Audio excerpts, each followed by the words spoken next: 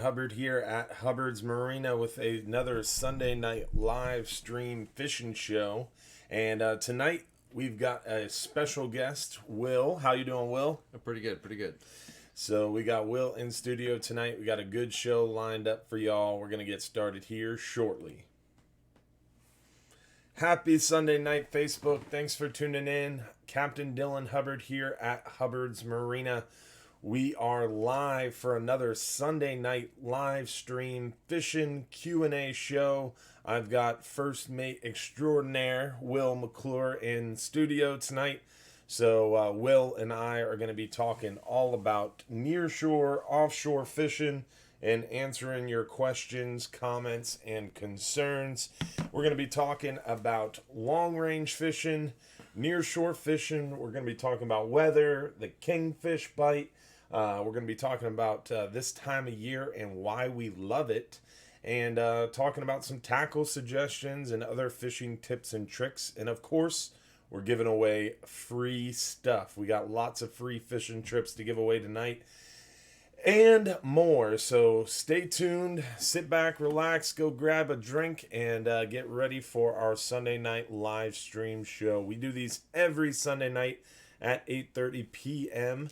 And I appreciate everybody tuning in. Remember, this is Sunday night, September 29th. If you're watching live, just stay tuned. We're going to get started here in about 9 minutes. If you're not watching live, you can skip forward to where you see the video start and kick it on from there. But hopefully you're watching live, because if you're watching live, you got a chance to win free fishing trips. That's right, we're giving away free fishing trips.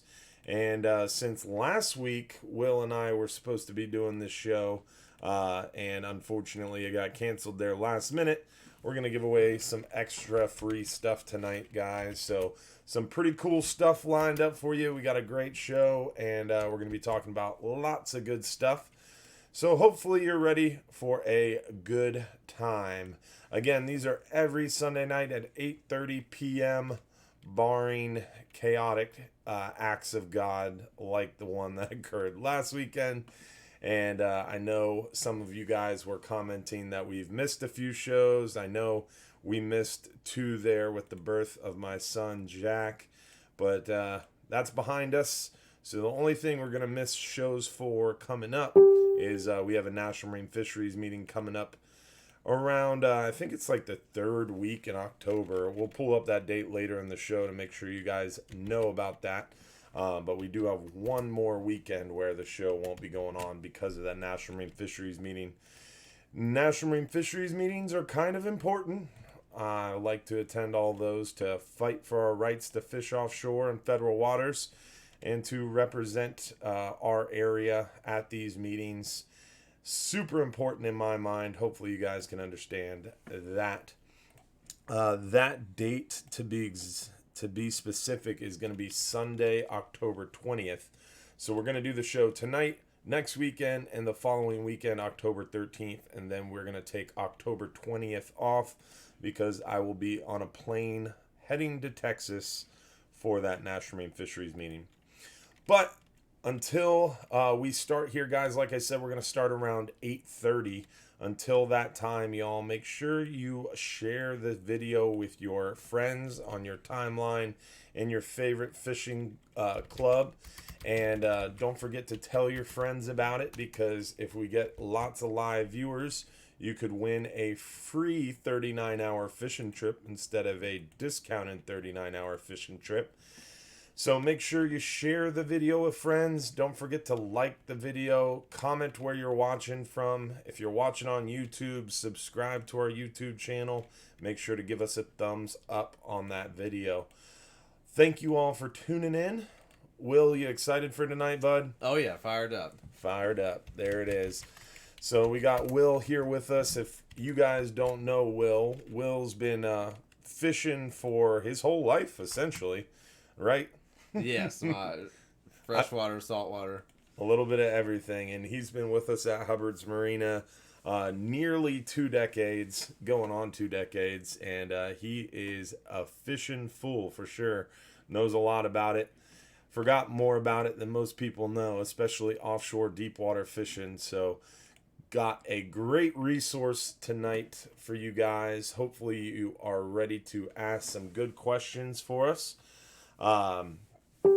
And we'll be able to hopefully help you guys learn more about nearshore and offshore fishing.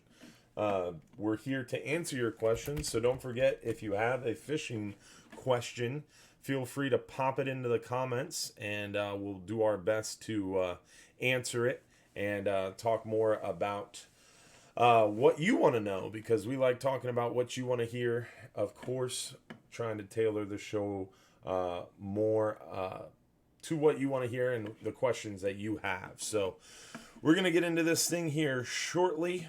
Don't forget, guys, share this video with friends. Comment where you're watching from. Help us get some more people watching tonight. We're going to give away a 5-hour half day for two times. We're going to give away a 10-hour all day for 2. And we're going to give away a 39-hour fishing trip, half price. Unless we get to 300 live viewers between Facebook and YouTube, we're going to give away a free 39-hour trip for one person. So some good chances to win some free stuff tonight. All you have to do is sit back, relax, and comment on the Hubbard's Marina Facebook video. You got to go to facebook.com, search for Hubbard's Marina, and then comment one time. And then watch the video, because when we call your name, you do have to message our page or email us within about 10-15 minutes to make sure that we know you were watching live. So you have to stay tuned to win, and you have to have commented on the Hubbard's Marina Facebook video. I think that's it, right, Will? That sounds pretty good. So we're going to get started here very shortly, just finishing up the final touches, and we will be ready to rock and roll. Hopefully you guys have some good questions lined up, and hopefully someone's excited to win some free fishing trips, because we always like giving some away and getting some of our fans and fishing friends out on the water with us. So thank you all for tuning in. I think we're ready. How about you, Will? I think we're ready to go. Let's get this thing rolling. So let's see here. Click the right buttons this time. There we are. How you doing, Will? Pretty good. How about yourself? Doing well, man. So tonight we wanted to talk to you guys a little bit about the weather, what's going on now, show you some photos of the fish that we've been catching, and then of course answer the questions that you guys have. So hopefully you guys have some questions for us. Don't forget to leave those in the comments for you, or for us, and we'll get to them throughout the show. So first things first, as always, we like to get this thing rolling by showing you what we've been catching. I've got a cool little video here to show you. I always enjoy when people send me photos and videos of your fish from around the area. Keep in mind, we do our Fox 13 show every Friday morning at 8:15 a.m. on Fox 13 News. And the way we do that is we show photos of fish that people have caught around the area and talk about what people are catching and what to look for this coming weekend, or the weekend that I'm doing the fishing report. So people have been emailing me photos of their inshore fishing, and it's been cool to be able to stay connected and do that fishing report for the Tampa Bay area. So if you fish inshore, if you're not on one of our boats offshore, fishing with this guy on a 39-hour trip or doing a half day or 10-hour trip, and someone's trying to call me. So if you're not on a long-range trip or on one of our boats and you're fishing inshore and you catch a nice redfish, snook, trout, tarpon, mangrove snapper, whatever it is, you can email me or message the Hubbard's Marina page your photos or videos, and we'll include those in the Fox 13 show and often show them on the live stream show. So this is a video that was submitted to me. This is Daniel, Elijah, and Madeline doing some fishing on the beach with their dad. And this is the first time this young angler has caught a fish. So it was such a cool video. Had to share it. Let me get this thing queued up for you.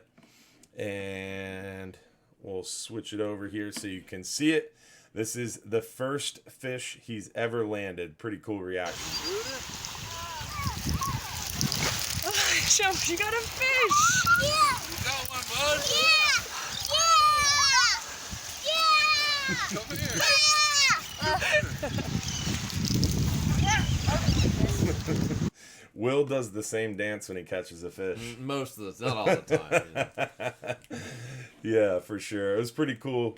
Love to see young anglers out fishing, whether it's on one of our trips or just out on the beach. Right now is a great time to do that too, because inshore fishing right now, you can catch mangrove snapper, you can catch mackerel, and you can catch whiting all pretty easily right now. This is a great time of year for those three species, and those three species are easy species to catch, whether you're fishing from a pier, from a jetty, from a bridge. In this area, all easily caught fish with the family.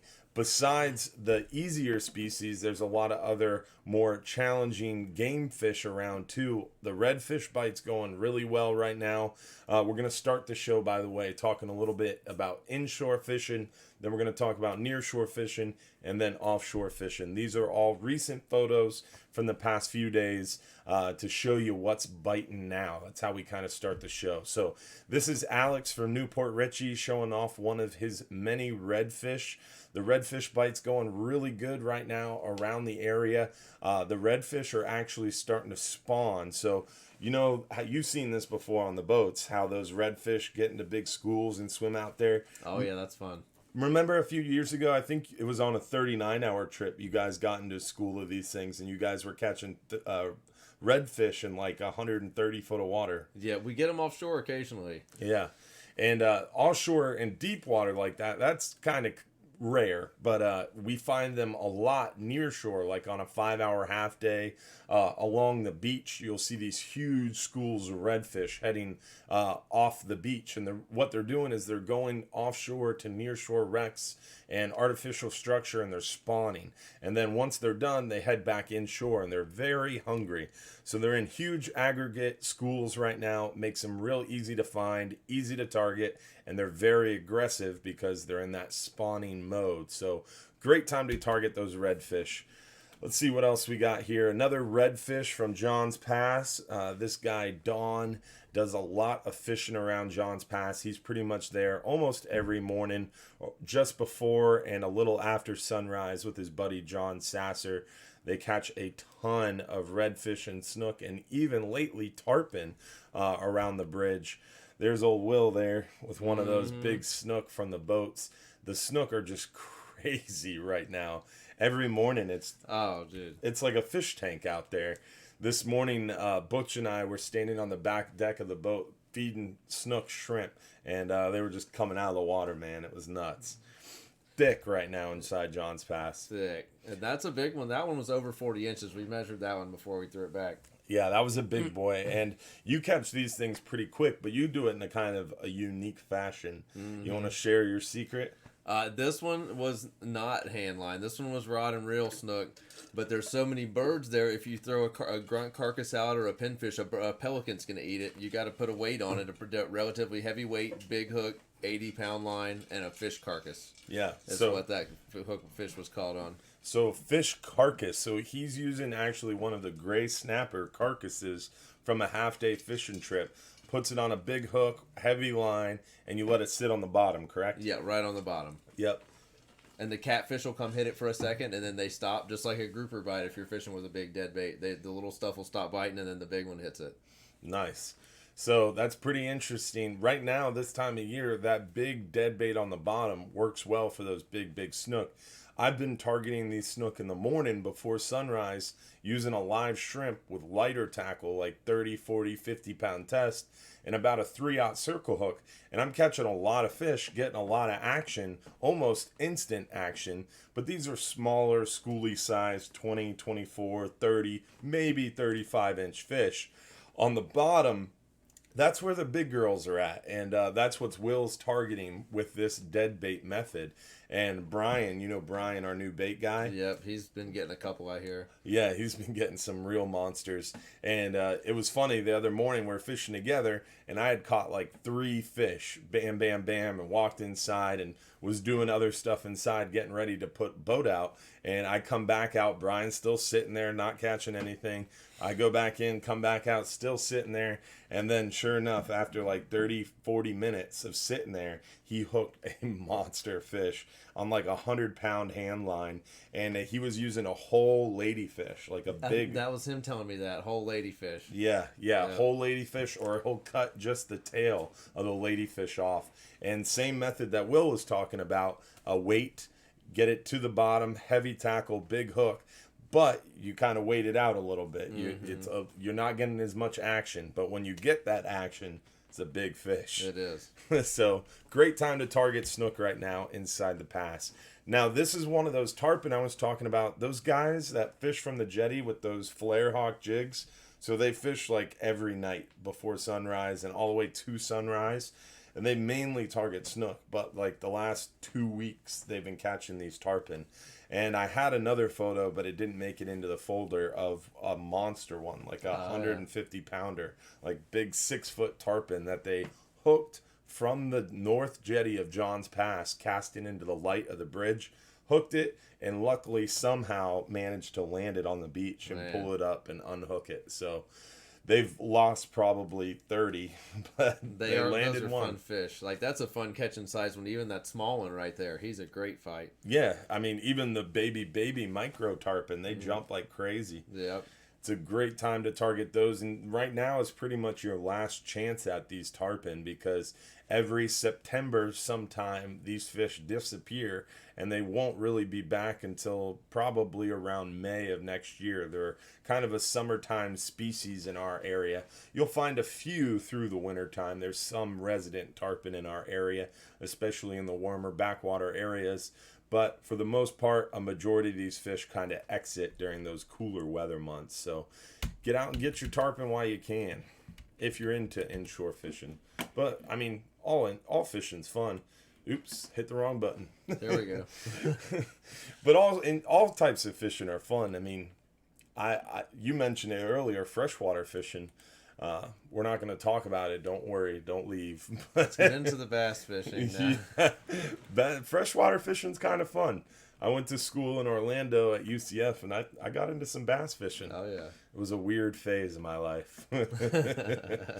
But you know what's crazy? At one of those National Marine Fisheries meetings, they were talking about fishing as a whole and fishing as an industry and a sport. And when you look at the total universe of fishermen, 70% of people who go out and cast a rod and reel only fish in freshwater. Yeah, I guess so. Isn't that crazy? 70%. And then of the 30% that aren't freshwater fishermen, only something like, I think it was 13% fish in saltwater away from the beach. And only something like 1.5-3% fished beyond 20 miles from shore in saltwater. So you're one of the 2%, man. It's pretty cool. All right, so let's talk. We talked about nearshore fishing there for a minute, inshore fishing there for a minute. Now we're going to talk about nearshore fishing. So when I say nearshore fishing, that's from the beach out to about 20 miles. So that's near shore by definition. And by the way, we're at 280-ish live viewers, so only 20 more live viewers, and someone's getting a free 39-hour trip. So you guys are getting close. But let's talk about near shore fishing, and we're going to start with one of the unique catches from this week. Will couldn't believe this one. I still can't believe this one. It's kind of like a unicorn, like the little girl has on her shirt. Oh yeah, she nailed it. Yeah, she nailed it. So this is a mahi mahi, and this was caught on a half-day, 5-hour fishing trip. Only 35, 40 foot of water this past week, and it was a pretty big one. I mean, obviously Smokey's long arming it there like a pro, but it was still a big fish regardless of how he's holding it. It was in the mid 30s, so a quality sized mahi mahi being so close from shore, and this time of year too. Yeah, this is a little early or late, Yeah. Well, for you see mahi offshore almost all year round, but for the most part in our area, mahi mahi are generally a summertime species that we see in the warmer weather months. So that water's still pretty warm right now, but it's definitely going to start cooling off very soon, and that will make our kingfish bite even better. So we're looking forward to that. But those hogfish also pick back up as the water cools down.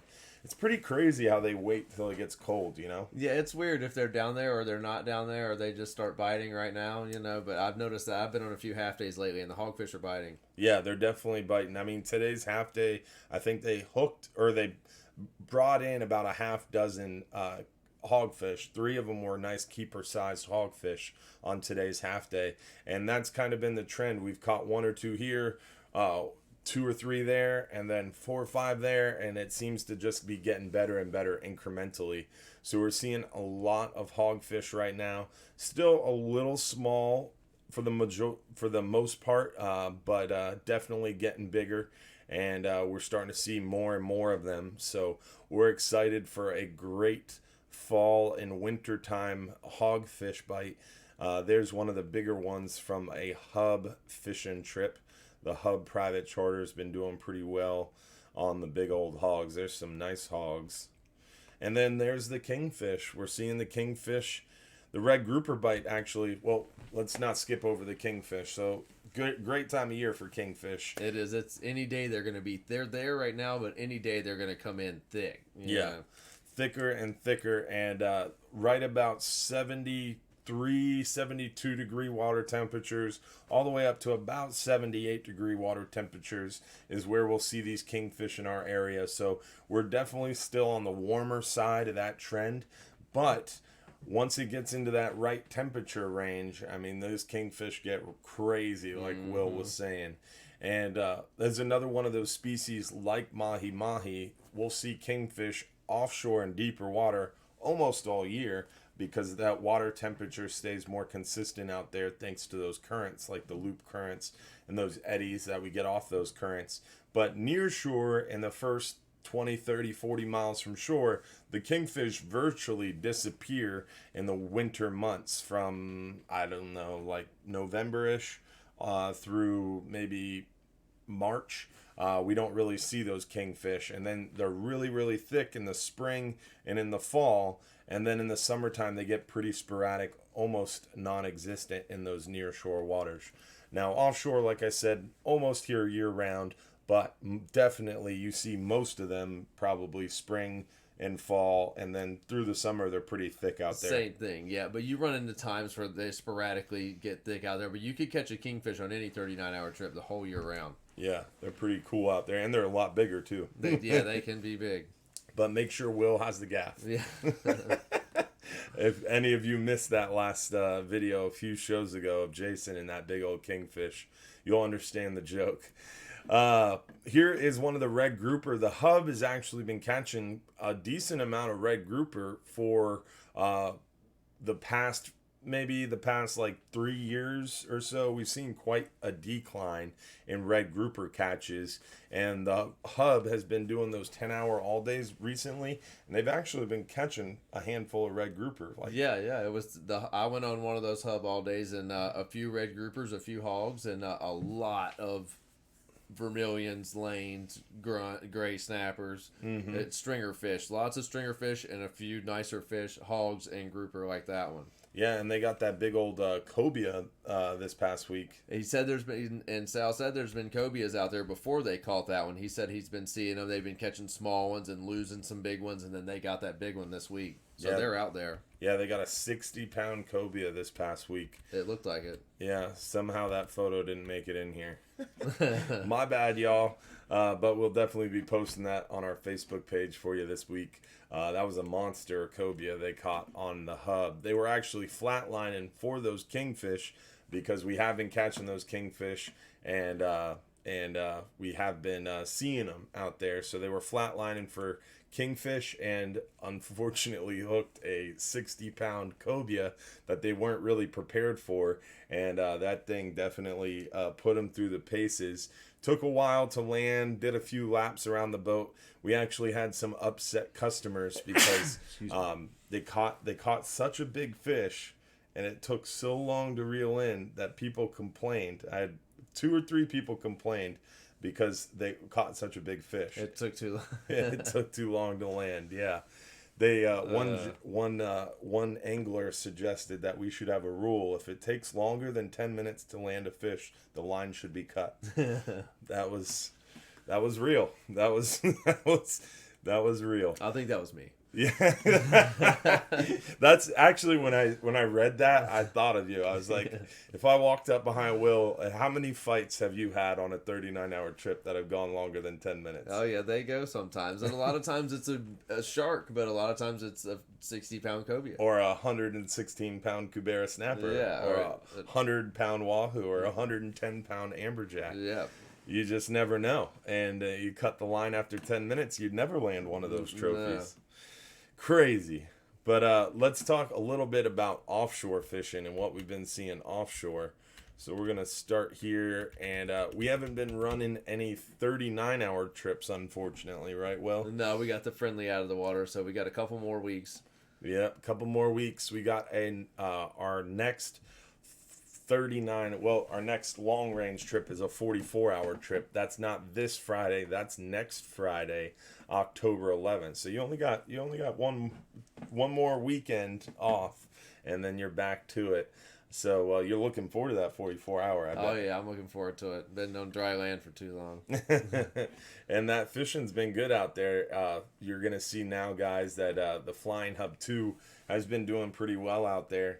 And those big vermilion snapper are a great sign. That is a monster vermilion right there. That's a good spot. When there's big vermilions, that's a good spot. That means it hasn't been hit, you know. And those are good eating fish too. Man. And he said they've been getting a lot of those. Like that, just a picture of one, but he said they've been catching numbers of those big vermilions. Big vermilions. And they're great eating. I enjoy vermilion snapper. Mm-hmm. Nice big old scamp there too. Definitely been seeing some nice scamp lately. The scamp bite seems to be turning on a little bit this week. We had beautiful weather this week, and that really helped this offshore fishing. For scamp, Will, what's your favorite bait? Mine's a small pinfish. They do like a small pinfish, but another thing I do see them like is the small squid. Oh, the whole squid. The small whole squid works for them too. What about the octopus? Anthony really likes those baby octopus. Yeah, I would say that'd be similar effect as a small squid. Yeah. So a small whole squid, baby octopus, small live pinfish. Something about those bigger baits, it seems like they don't cooperate as well. No, I mean, they will bite anything. A scamp will bite anything, but you will catch more. Or even sometimes if there's more than one there, a jig, a small diamond jig. Yeah, like a 4-ounce diamond jig. Mm-hmm. Yeah, those do produce pretty well. And I've seen Garrett catch a couple scamp in a row using one of those small 4-ounce hammer diamond jigs and just bouncing it right along the bottom. Most of the time with a diamond jig, you're kind of working the water column, but he was just bouncing it right on the bottom, just above it a couple inches. Yep. Scamp after scamp he was pulling in. So a few good options there. And scamp is, in my opinion, probably one of, if not the best eaten fish that we catch pretty commonly out there. I love me a scamp grouper, especially the smaller ones. That's a very healthy looking fish right there. That was a good eater. Yeah, that's making me feel hungry. There's some big old gag grouper from the 12-hour extreme trip Richie looking real spry after a 14-hour day. Yeah, he is. Those are big gags, man. Yeah, that's 2 long ones right there. Yeah, big old guys. There's a nice gag from that 12-hour extreme trip. You know who that is? Yeah, he looks familiar, but I don't know who put it is. a name with the face. Nice gag, though. Yeah, he got a nice fish. Yeah, some nice gag grouper on that 12-hour extreme lately. Definitely, the gag grouper bite's only going to get better and better, right? Yeah, this is the start of it right here. We start getting a little bit of weather, and then in between that weather, it's going to be great grouper fishing. And the weather, you mean the cold fronts, right? The cold fronts, yeah. It'll be, we'll have a few cold fronts here and there, but they're biting already before the cold fronts, so hoping for a good winter on those gags this year. I mean, last year was incredible, the amount of gag grouper action that we had there late or really mid-October all the way through the end of the year. And the later it got, the more cold front action we saw, the more and more gags we caught, it seemed like, right? Yeah, then hopefully that happens again this year. I don't see why not. That's the general gag movement. Because of that, we added so many extra 39-hour trips in the end of this year. They're mid-October all the way through the end of the year. We've almost tripled the amount of 39 hours that we have available. And, of course, we have plenty of 12-hour extreme trips available, too. The problem with October, November, December, and the reason the gags are biting so good is that they go against each other. I mean, the fishing's good, and you want to get out there and catch those gags, but the reason the fishing's good is because the weather's bad. Yes, sometimes it's tough. Yeah, it is a tough time of year because these cold fronts are what makes the gags excited, gets them moving, makes them aggressive, and those cold fronts make 5, 6, 7, 8, 10-foot seas. So these cold fronts come through and they make the weather bad 2, 3, 4 days in a row. And then in between those cold fronts, the weather is gorgeous and the fishing is insane. So make sure you keep that in mind when you're booking trips for October, November, December. Always a good idea to book a couple of them. Have some fallback dates. If you book 3 trips, you might get out on 1, or you might get out on 2, or you might be able to do all 3. You never know. We've been seeing a few amberjack, but amberjack have been a little tough. Right now we have a big shark problem. We've been working hard for those amberjack, finally getting some cooperative jacks, and then all of a sudden the first one we hook up gets bit by a shark and the bite shuts down. So it's been tough with those amberjack, and we're hoping that as the water starts cooling down, those sharks start easing up on us a little bit, and those amberjack will get a little bit more aggressive for us. We still have all the way through the end of October to catch these amberjack, so we've still got a little bit of more time left. You got to be optimistic, right, Will? Yeah, we definitely had a big shark problem this year. Not just regular 3-foot sharks; they were like 6 to 8-foot sharks, and hopefully they are thinning out by now. They were there. Oh man, we had some massive sharks this year, and it seemed like the shark populations just exploded over the course of the second half of my lifetime, really, because when I was younger we didn't have this many shark problems. And even dusky sharks, like sharks you don't see a lot and you didn't used to see almost at all, now we're seeing pretty commonly. Yeah, we had a couple of trips on the 39-hour where just almost everybody caught a 6-foot shark one trip. Wow. Yeah. That's and they crazy. were all different kinds too. There was no discrepancy. That's nuts, man. And it's definitely a good sign of the regulation has been working and making those shark populations bounce back quite a bit. But there's some negative side effects to that too, because when you're trying to bring back a species like, for example, red snapper, and you want these red snapper to be abundant, and you're regulating these red snapper, we're catching so many of them, they're everywhere, so you're catching them and having to release them because they're closed. And you've also wanted the sharks to rebound. Now the sharks have rebounded so well, and you're just essentially feeding these red snapper to the sharks.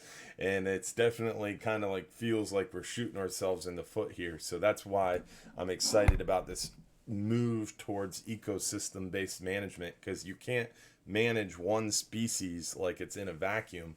It's an ecosystem. It's the Gulf of Mexico. So what happens when we make sure that all these shark populations get big again, and there's all these sharks out there, and also Goliath grouper that are just vacuums out there eating everything. We want a bunch of Goliath grouper too.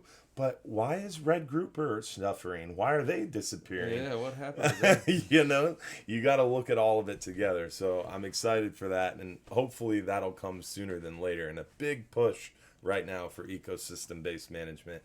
But we're not going to get way off base with fishing regulations because that's a whole nother show. Yeah, we'll talk about that. Will was just sweating it. He was like, oh, don't start. But we are over 300, almost 350 live viewers between Facebook and Instagram here, guys. So someone's going to win a free 39-hour fishing trip tonight. So that's good news for someone out there, guys. But let's get this thing started off and give away a... I think we're going to skip ahead and give away a 10-hour all-day for 2 people. 10-hour all-day for 2 people is going to Scott Shepler. Oh, and he's got a question for you. Will, what Tuesday 39-hour do I want to go on, and what is a good bunk upstairs? Always sleep across from Tammy, but that spot is already gone. Well, there is a ton of Tuesday 39-hour trips, Scott. This year, we've added a bunch of extra 39-hour trips, like I was mentioning before, there in November and December. So you got a lot of options for Tuesday trips. And if I was you and I was going to pick a 39-hour trip, I would probably suggest one there late October, November, into December. But that question was for you, not me. Yeah, I would say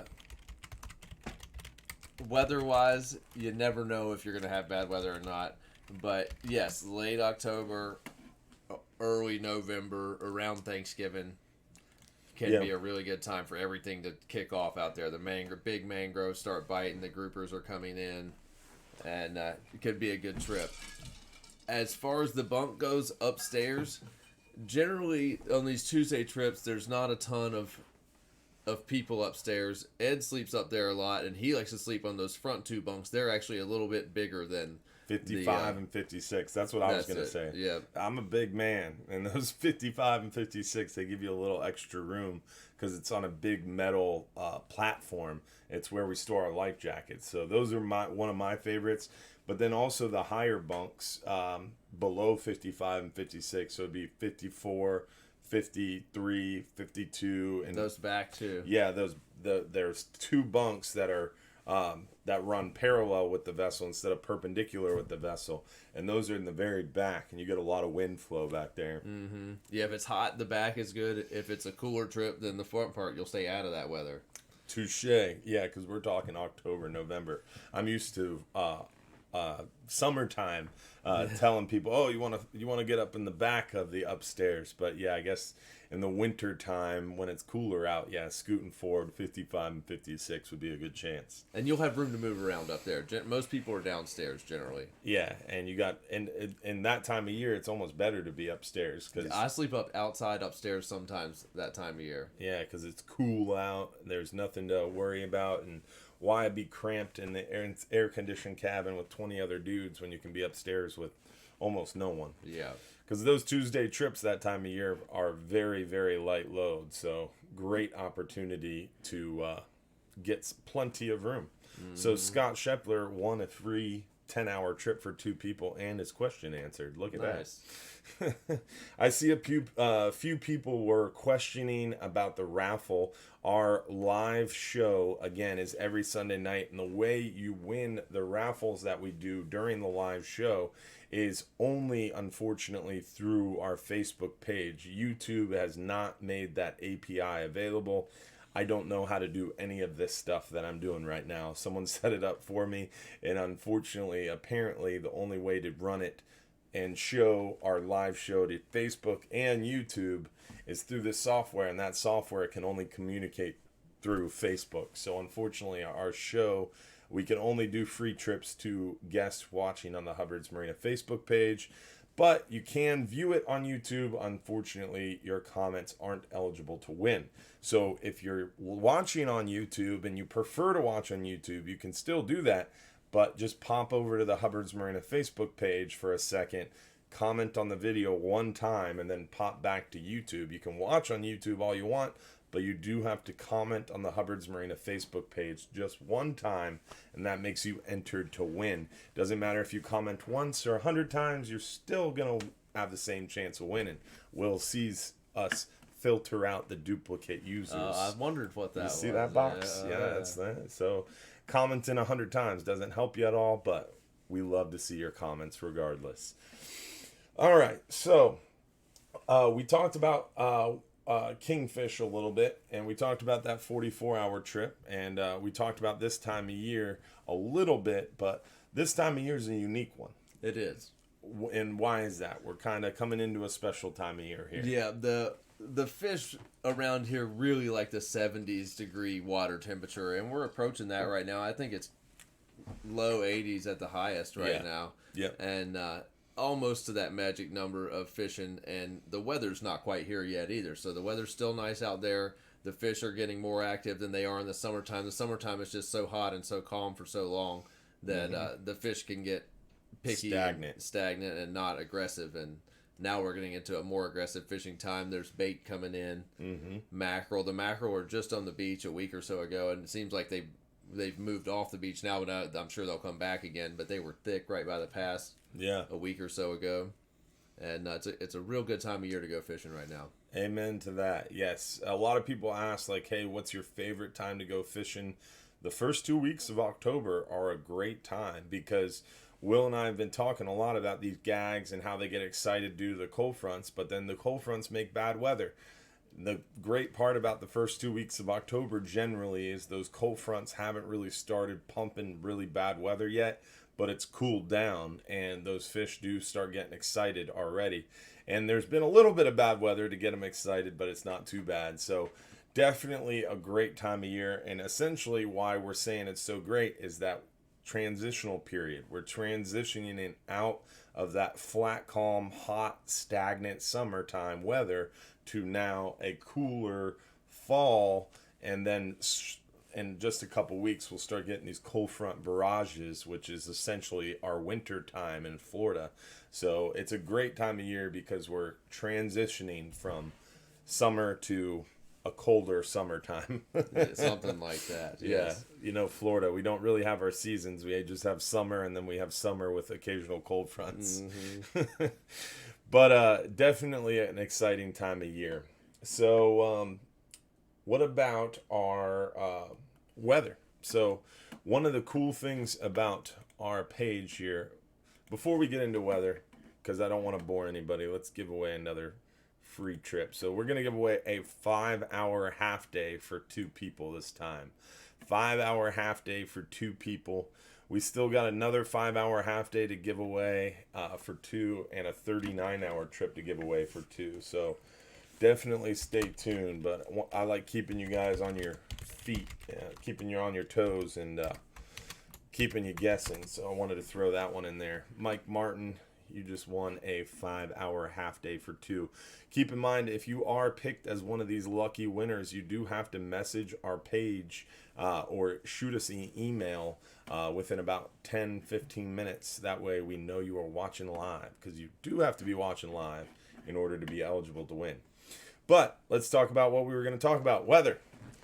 Cool thing about our website is we put a lot of effort and tools onto the website, and we're actually in the process of completely rebuilding the website, making it easier to browse, navigate, and book trips, and also access these cool tools.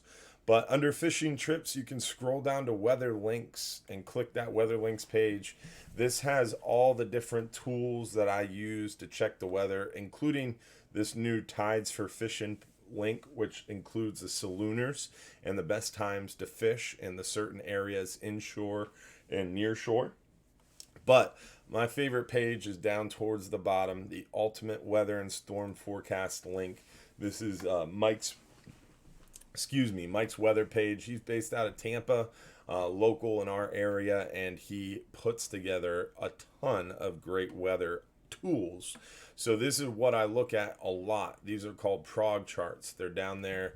I'll scroll back down. They're about halfway down the page on the right hand column. These prog charts give us a really good idea of what's coming up. So I open the next 3 days and look at them. So here's today's forecast. There's tomorrow's. And there's the next day. So this is the important thing. In tomorrow's forecast, you can see these little lines. That's a little area pressure ridge moving through. We got a high pressure sitting on top of us causing these east breezes. But that pressure ridge, that high pressure ridge that's going to move through is going to bring with it some serious winds. We're going to be seeing some weather the next couple days, and that weather, in what Will and I were talking about, that weather gets things stirred up, gets things moving around, and that makes the pressure change. Those fish get excited. And you can see here above that huge solid cold front line that's moving across the country right now. Yes, sir. Yes, sir. It's exciting, isn't it? Mm-hmm. I haven't been looking at the weather at all. Yeah, so these things are going to start dipping down lower and lower. Every couple weeks, they're going to start getting a little lower and lower. And once they start reaching into the Gulf of Mexico, magical things start happening. So we're looking forward to that time of year. But it's on our doorstep. It's here. The next couple of days, we're going to have that high pressure, some strong east breezes. The best days to go fishing this coming week would be Thursday afternoonish, Friday and Saturday. Friday and Saturday being the best days with the best weather. Monday, Tuesday, Wednesday is going to be a little breezy for offshore fishing. Nearshore half-day fishing weather looks good for that. Tomorrow we have like 10 people on the half-day and only 2-foot seas.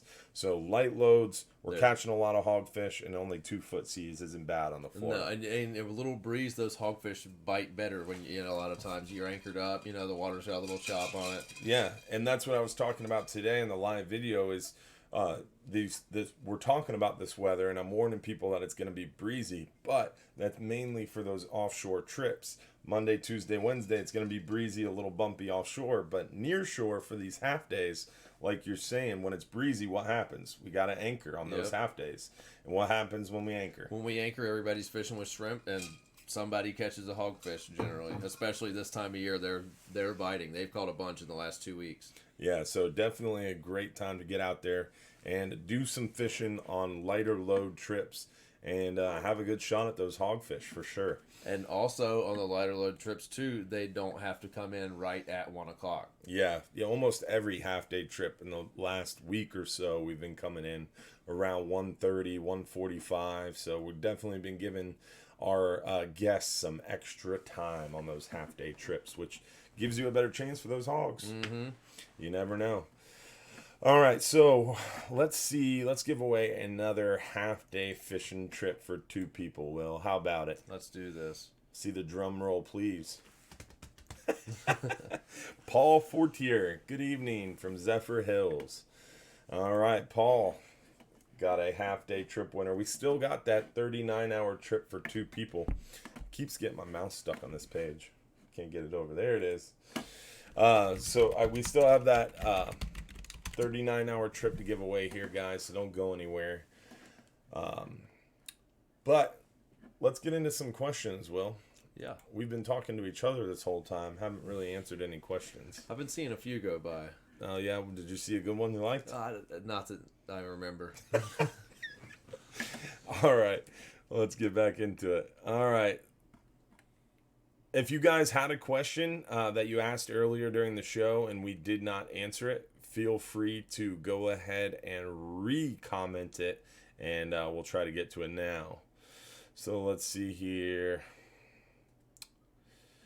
Marcia Hallman said, glad to see you willing to help. Those weather charts confuse me. Yeah, we have the charts on our website, and we do have some videos on our website that try to explain them. But it's definitely a little difficult to explain it over a video here.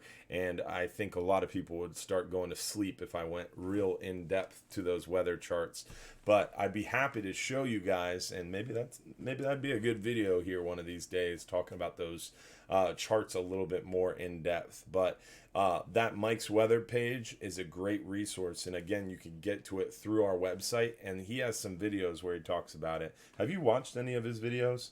No, I don't think so. Yeah, he's pretty cool. And when those hurricanes are coming, he'll do like an hour and a half live stream show. Just talking about those weather charts and upper level steering and currents. It's pretty cool. I do enjoy them thoroughly. A little bit of a weather nerd, but I think you kind of have to be when you're offshore fishing. Yeah, you got to know how to look at the weather when you're going out fishing a lot, or you just got to take it. One of the two. You're on the second half of that, aren't you? Yeah, and the Florida too. You can fishing. We have some of our best fishing trips in 3 to 5 or 3 to 6 foot seas out there. So even though it's they're calling for a little bit of weather, it's not the end of the world for that 39-hour trip. And that's what I was alluding to earlier, and I kind of lost track of my train of thought. Was we were talking before about October, November, December being a great time for gag grouper, and how we have extra 39-hour trips, and we run a lot of extreme trips too. But a lot of times I'll have people complain, well, I booked 3 extreme trips and I never got out fishing. The extreme boat, the Flying Hub 2, is a go fast boat. When the weather's even moderately adverse, you can't go out on that trip. Whereas the 39-hour trip, it can be 6, 7, even 8 foot seas, and that boat laughs at it, and we're still able to catch some good fish. Yep. I mean, the best example I can think of recently was that 44-hour trip. They were calling like 6, almost 7 foot seas, and you all went out there, and it was almost 8 foot seas, and you had one of the best trips that I've seen almost this whole year. Yeah, we had a really good trip. As as long as the people fish, and there's no crazy conditions. Rain is not fun, but it generally doesn't rain when there's a cold front. It doesn't rain the whole trip. But we catch fish on almost every rough trip we go on. The fish bite out there for some reason. They like that. And speaking of rough weather, I saw one question was that they get seasick a lot, and what is the best seasick remedy? What Smokey always jokingly says, and what I thoroughly believe because I've seen it, is just having fun. If you get out there on the boat and you slam a beer and you're drinking with your buddies and carrying on, having a good time, you don't think about it. No. And that works well for a lot of people. But if you're one of those people that gets sick every time you get in a car or on a boat, that might not work for you because that's already mentally blocking you. You're going to be focused on, I might get sick. So I feel like it's a lot of the times it comes down to your mental. Yeah. My brother has that in his head. I'm going to get sick when I get on that boat. And it happens. And it happens. Every But time. I would say, like anybody else will say, take Dramamine ahead of time. And on that 39-hour trip, the Dramamine doesn't last for the whole 39 hours. If that's one thing you got to remember. Yeah, it doesn't. It only lasts for 6-8 hours, maybe max. So you don't take one and you're all right for the 39-hour trip. And it gets dark and people get seasick at night because they can't see. Yeah. Even myself and my dad, I've seen my dad get seasick at night before too. It'll get almost anybody. Yeah, if it's rough at night, that's tough. But the trick to the Dramamine, what you're saying is take it before your trip. And what he means by that, and what I've always told people is, like, if you got a trip Friday that leaves Friday afternoon, you'd want to start taking Dramamine almost Wednesday night or Thursday night. You want to get it into your bloodstream, so you start taking it a few days ahead of time. You take it before you go to bed, take a half dose in the morning, a half dose at lunch, and take a full dose at night, and you get that thing going in your bloodstream. And then take it an hour before, a half dose an hour before you get on the boat, and like Will said, every 6-8 hours following, another half dose, making sure that you don't come off the Dramamine while you're on a rough trip. Because, you're going out there, you're spending some money, you want to go out and have a good time. You don't want to go out and get seasick. And I do have a guy that he said he gets seasick all the time, and he bought the watch. Oh, yeah? And the watch? He said the watch works for him. Yeah, the watch. We have the watch on the boat. Did it break? Well, we might not. We had the watch on the boat. we had the watch on the boat. Hopefully Dad's not watching this. We had the watch. And what we're talking about with the watch is it's like a TENS unit, right? It shocks you on your wrist, and people swear by it. Yeah, it's basically a pressure point on your wrist, and it's a little TENS unit that sends electrical impulses in there, and it apparently works. We've got the patch. People use ginger pills. There's seasick inhalant things. There's the watch that shocks you. There's a lot of different seasick remedies. But I think like the most common go-to one is either Dramamine or Bonine. Or I see a lot of people with the sticker, the patch behind your ear. I think you got to go get that from a doctor. Yeah. Oh, really? I think you used to, at least. I'm not sure about that now. I have no idea. I've never used it before. I don't know. Yeah, I don't know. I did see one go by here. Are there any women on the 39-hour trip? Oh yeah, there's a few women. There's some diehard women that go out there and show the boys up. But there is a time where you would come out and there would be no women. But yes, sometimes there's 3 or 4 women on the boat on the 39-hour Well, you trip. always have Tammy. And Tammy's always there. Yeah. Don't forget that. Yeah, Tammy is our galley cook. She is a lady, and she's on every 39-hour trip. So there's always a lady on board the 39-hour trips. But as far as anglers go, yeah, there's some trips that we don't have any women. But, I mean, I think it's becoming more and more common. It is, yeah. It's and like older couples will come out a lot. You know, you bring your wife with you out there fishing. You know. Yeah, and be careful because she might catch a bigger fish than you. She probably will. Yeah. That's what happens every time I bring my wife out fishing. Mm-hmm.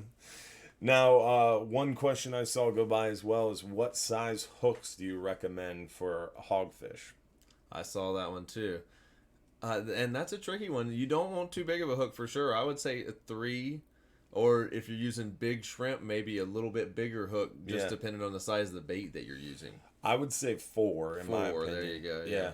The thing about hogfish is, like, when I was first starting to get into the whole thing and targeting them 5-7 years ago, I really liked the smaller hooks, thinking that it was more like natural looking. Discreet, Yeah, and they wouldn't see it. But I found you miss a lot of fish, and it's because they have such a big freaking mouth. Yeah, I mean, their mouth can open pretty damn wide. Even a 15-inch hogfish, it can almost put a whole beer can in its mouth. So a wider gap hook seems to help make you miss less fish. So 3-4-aught hook, definitely a good starting spot. What, 30, 40 pound test? I like 30. Yeah, 30 if you're bringing your own tackle. And a lot of these ones you saw in the picture we catch on the boat half-day hooks that are just 4-aught circle hooks. Nothing special about them at all. Just a 4-aught circle hook. Mm-hmm. You never know. Mm-hmm. But in my opinion, 4-aught hook, 30-pound test, light tackle, like a 4 5000 series spinning reel, like a 6.5, 7 foot, 20-pound class rod with 20-pound braid and a nice 10-15 foot piece of fluorocarbon on top of the braid is a great starting spot to start targeting those hogfish. But definitely the hogfish are here, and they're only going to get better and better. Let's see, what other questions do we have here? There's a. Do you see one? How are the mangrove snappers biting? How are the mangrove snappers biting? The mangrove snappers are biting pretty good inshore. Yeah, that they should be. This is a really good time for inshore mangroves right now with all the bait coming in with the mackerels, and it's a good time for the bigger ones offshore on the 39-hour trips and the Flying Hub 2 as well. But I think they're getting more of the big vermilions than they are mangroves right now. Yeah, it seems like almost the mangrove snapper. We haven't been doing a lot of deep water trips because the Flying Hub 2 is pretty much the only boat that's making it out there. But a lot of the big mangroves we're seeing are on the Hub 10-hour trips, like 80 to 110 foot of water. We've been seeing a lot of nice mangrove snapper. And they're catching some nice mangrove snapper inside the bay and around the bridges too. Obviously not the same ones that you'd catch offshore, but they're catching some pretty big ones. I saw like a 16-inch mangrove come out of the bay the other day. Yeah, you can get 15, 16-inch ones in the bay with these. Yeah, you know what's crazy is I saw another red snapper, like a keeper-sized red snapper from inside the Skyway. Really? Yeah, that's the second one. And they were both caught on jigs, like those soft-tailed jigs when they're trolling for the gag grouper. Man, that's different. Yeah. Freaking red snapper inside Tampa Bay. Yeah. It's pretty crazy. Here is a question from Donald Waberman on YouTube. For a snapper trip, I want to use braid with a top shot. What pound top shot and how many yards do I need? Well, I assume you're talking about our 12-hour night snapper trip that we do on Friday nights there, Donald. For that trip, I'd probably use like 40-pound braid and probably a 30, 40-pound top shot. What about you, Will? Yeah, that's a trip where you can go light. Yeah, because that 12-hour night snapper trip, we're fishing 15 to 25 miles, fishing around 60, or no, probably closer to 90 to about 85 to 100 feet, yeah. Yeah, and that they're doing pretty good on that trip. We failed to mention that with that mangrove snapper bite. That has been a decent trip lately, the night trip. Yeah, it's definitely been a good option, and that night trip is so unique because it really doesn't have the inexperienced anglers on it. It just kind of brings out the experts. Kind of right now, this time of year, it brings out the guys who wish the 39 hour was going on. Yeah, there's probably a good crowd on there this week. I'm on the Friday one. Yeah, and you're running you're working that Friday night trip that's coming up. Yes. Ooh, that's gonna be a good one. There's a good answer right there, Donald. He'll be on the boat to help you. There's another one. For the 39-hour trip, what pound test should I use, and do I need a medium heavy or heavy rod? That's a tricky one there, Michael, because really it's almost for a 39-hour trip, you want a couple different rods with different pound tests. But if you had two medium heavy, if you only could do one medium heavy because you want to be able to catch mangroves, and you want an all-around one. This is a good question for you then. If you had to pick one rod, reel, pound test, hook on a 39-hour trip, what would it be? That is tricky one, isn't it? Mm-hmm. I would, like he's saying, at least a medium, if not a medium heavy rod with 60-pound mono or braid if you did the braid, of course, with a top shot. And but I catch bigger fish, more percentage of bigger fish fishing with straight mono than braid for some reason. I like mono too. But it has stretch in it. For some reason, you end up catching a couple of those big fish that you break off fishing with braid. And 6 to 8 ounce lead, and 6-aught circle hook. Nice. Kind of all around. Does a little bit of everything well. What if you were going to bring... What would you bring if you were going on a 39-hour trip? You weren't working the deck. You wanted to bring a couple rods to dial in on these fish. What would your ultimate setup be for a 39-hour? From trolling on the way out to pitch rod fishing the works. I would definitely go basic trolling on the ride out. The hardware. Yeah. Planer to one or number 2 planer depending on the rod and reel you got, and 10 or 15 foot leader with a spoon. Any, you could pick the color, whatever. And that setup would work on a half-day trip, too. Yeah, same for a half day. And a lot of times on the 39-hour, you're just trolling on the way out to catch some bait. A couple bonitas or something like that, that you can cut up for bait later. But you might catch a big kingfish, too. You never know. But a lot of those guys that are wanting to troll on the way out, I tell them you're just, you're after a nice bait on the ride out a lot of times. Mm-hmm. So... When do you catch the good fish trolling on a 39? Mostly... during the second day of the trip, I would have a bigger setup with a diving lure. Like a Rapala X-Wrap or something? Yeah, Rapala X-Wrap or bigger. But Rapala X-Wrap is the basic one that, we catch most of our fish on those. But you could go bigger if you wanted to stay away from any bonitas, But we do get an occasional bonita on that X-Wrap. Spinning rod, I would have a 20 to 30... I would have a 30-pound test braid spinning rod. A spinning rod? What are you for bringing? For a pitch rod or a jig head rod if there were yellowtails behind the boat or something like that. So you're using your spinning rod specifically for pitch baiting if you see a mahi swim by or a kingfish, or jig head fishing when you get the baits up in the water column. Yeah, I wouldn't do bottom fishing. I do not like bottom fishing with a spinning rod. There it is. You heard it here first, folks. Yeah, and I used to do it, but I did it so much that I lost so many fish on it that I decided I don't want to do that anymore. So yeah, you have a couple missed trophy fish on that, and it's over. Yeah, you'll put that rod away. Retired it.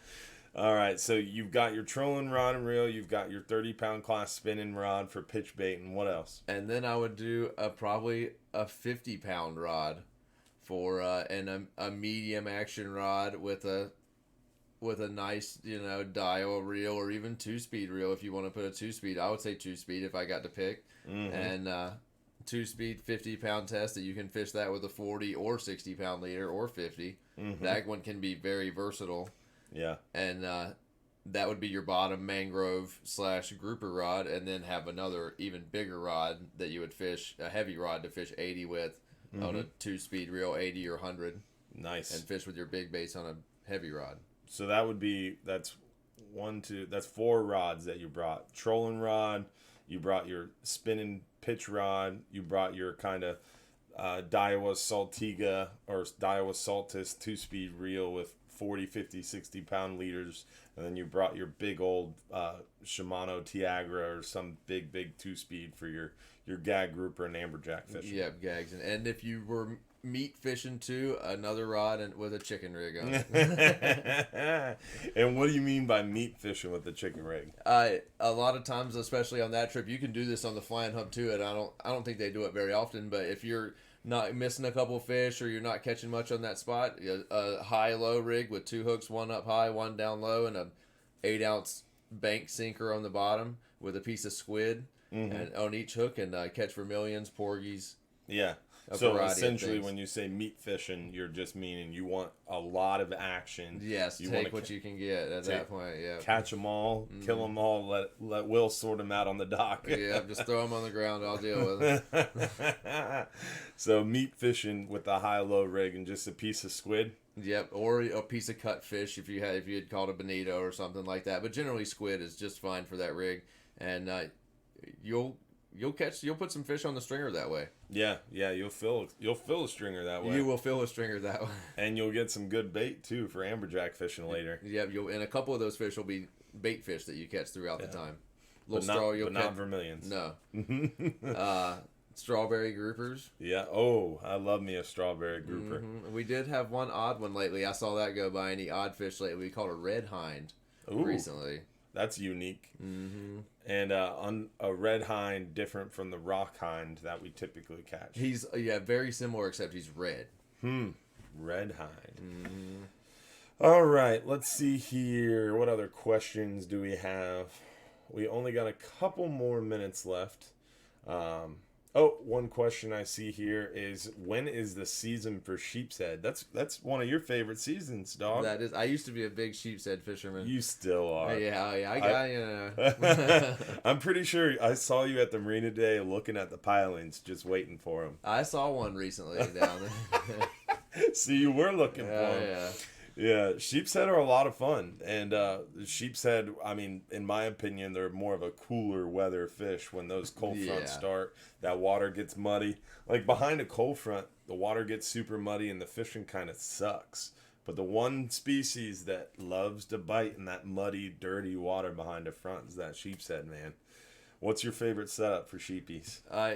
Very simple on the sheepshead setup. You can fish. Smokey taught me this one. You can fish with braid straight to the hook for sheepshead if you want to. You don't have to put a leader on there, but you can fish mono for them too. Either way, and I fish for them either way. But I do a split shot right on top of the hook, a small J hook, and a variety of baits: fiddler crab, oyster, barnacles. I've caught some of the biggest ones: barnacles, clams.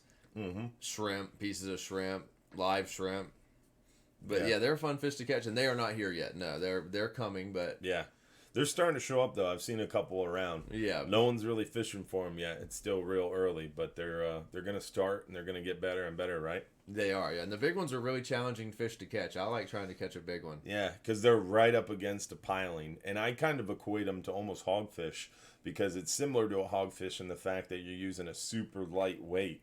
And you want that supernatural presentation to get that smart, big, quality sheepshead to bite. Oh, yeah. Yep. And they're right up against the structure, so it takes a little bit of finesse to get them out of there. It's a lot of fun. Sheeping. What kind of bait do hogfish like? I would say definitely the most common is live shrimp. That is definitely the most common, easiest to get, and works just about as good as anything. Yeah, but also common is small crabs. Fiddler crabs work really well for hogfish. Sand fleas, rock shrimp. Rock shrimp, some people claim, is the secret weapon. I haven't had a lot of good luck with rock shrimp. Remember when we bought a bunch of rock shrimp? Yeah. We bought a ton of rock shrimp, and we're like, oh yeah, we're going to kill the hogs this year. And that sucked. I think the rock shrimp, maybe the small fish can't eat them as well, so maybe maybe something like that.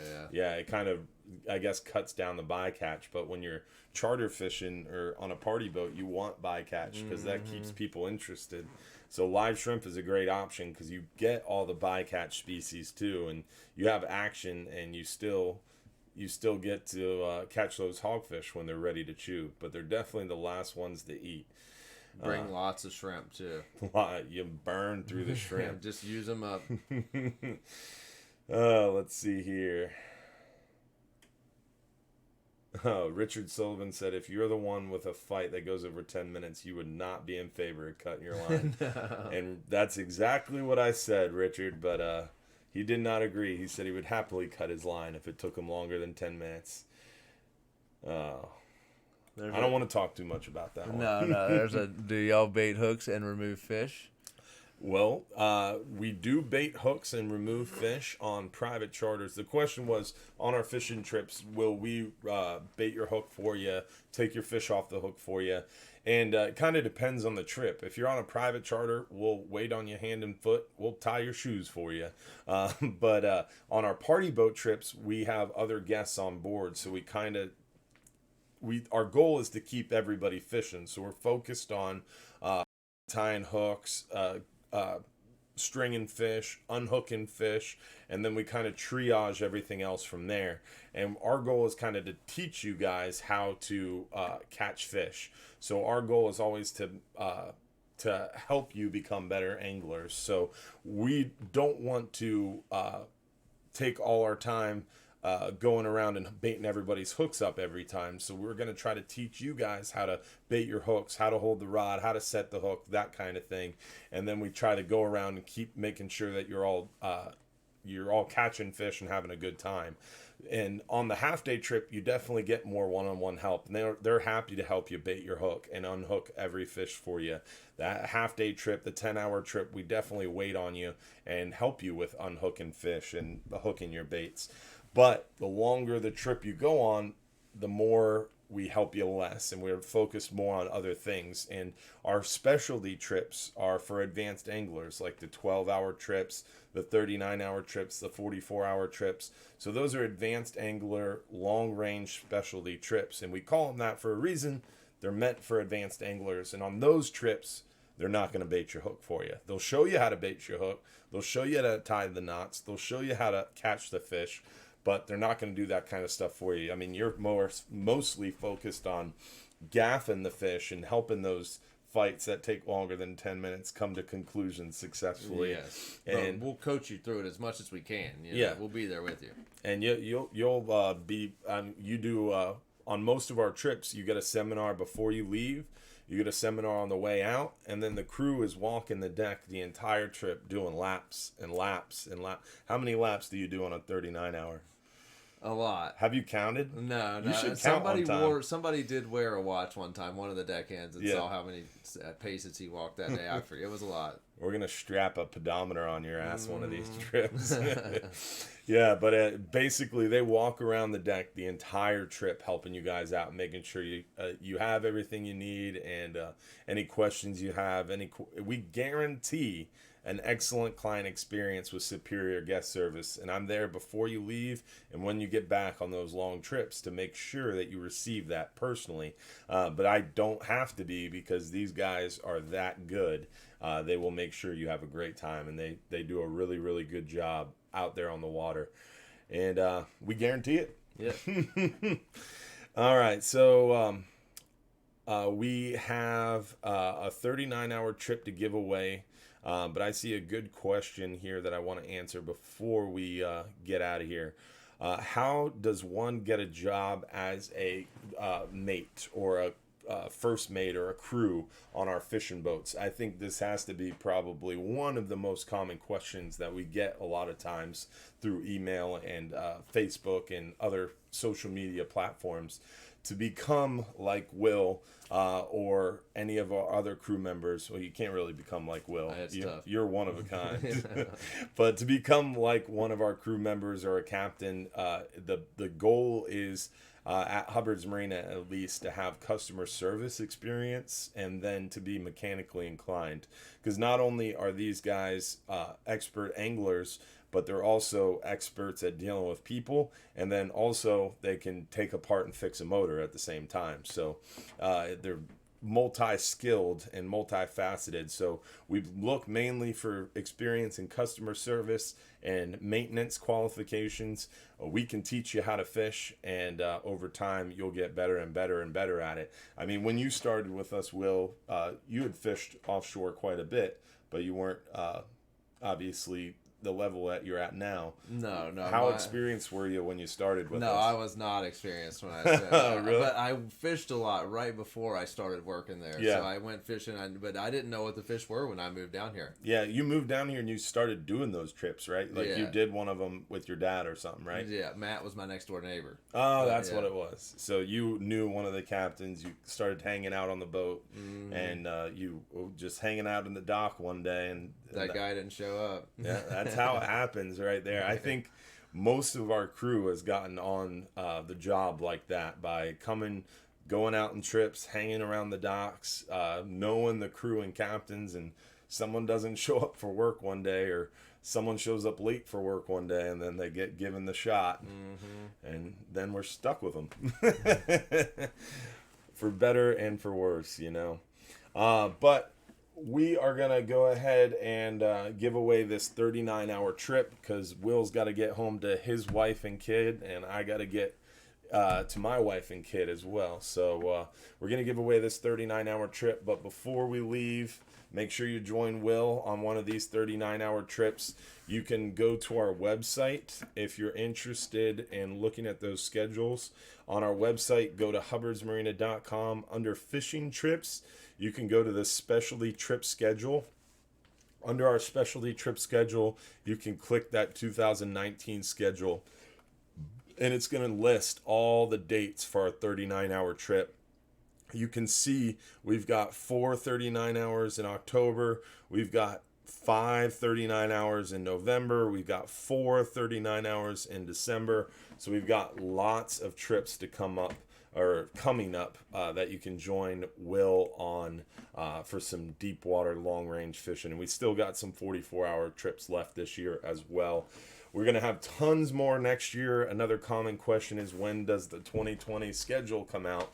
You can start booking that. That'll come out sometime early December. Last year was December 1st. This year, that will be our goal, is to release it December 1st again. Besides that, don't forget, next week we're going to be back at this doing another live show. I think next week we're going to try to get Anthony or Will or whoever else will not dodge my phone calls to join the show, and we'll have someone else back on the show next week. And don't forget about our Fox 13 thing every Friday morning, 8:30 or 8:15 a.m. Friday morning on Channel 13 Fox News. And I think that's it. Do you have anything else to add, Will? Pretty good. You covered it very well, Dylan. If you're too busy to go fishing, you're just too busy. You forgot that. I did. I've been too busy. All right, so let's see who won a 39-hour fishing trip. This is a free 39-hour fishing trip for one person, good anytime in the next 12 months outside of red snapper season. Let's see who won it. Hopefully you can use it soon, because that fishing is going to be hot there the end of October or middle of October when that friendly comes back from dry dock. But Pete, you won a 39-hour fishing trip. So I don't know how to pronounce that last name there, Pete, but congratulations. And I don't either. Yeah, the Friendly Fisherman comes back from dry dock if it comes back on schedule, it'll be back October 10th. That's why we're doing our first long-range trip October 11th. That's a 39-hour trip. We've got tons of 12-hour extreme trips going on every Wednesday and Sunday. We got extreme trips. We got a super light extreme trip this Wednesday. Got a super light 12-hour night snapper this Friday. Got super light half-day fishing trips. Everybody gets half-price half-day fishing trips. That's right. Don't log off yet. 50% off 5-hour half-day trips. Monday through Thursday. Everybody wins them. All you have to do is book with coupon code LIVESHOW. So LIVESHOW, all one word. That will give you 50% off our 5-hour half-days. So If you want to join us Monday, Tuesday, Wednesday, Thursday for a 5-hour half-day trip, you can book online or call us tomorrow and book. Live show, all one word, gets you 50% off, guys. Thanks for tuning in. Everybody won a half-price trip, and some of you won some free trips. And thank you, sir. Yes, sir. For joining Thanks for having me, Dylan. We'll see you guys next week. Remember, if you're too busy to go fishing, You're just too busy. see you guys.